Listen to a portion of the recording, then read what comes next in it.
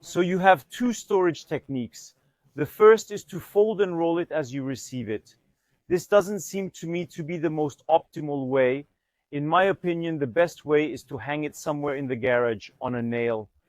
From there, it's up high. You'll also avoid the risk of rodents, and then you'll be able to store it in the best possible conditions. A very important tip from our customers: you can put a marker on your wall so you know exactly how high you want to inflate and position it. This will save you time the day you have a flood to deal with. The second trick is not to deflate the entire device. You keep 2/3 of the air inside. You'll see, you'll save an incredible amount of time setting it up the next time you use it.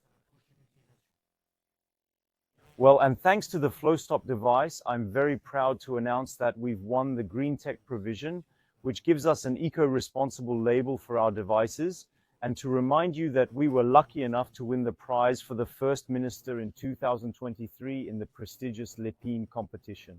Thank you for your interest.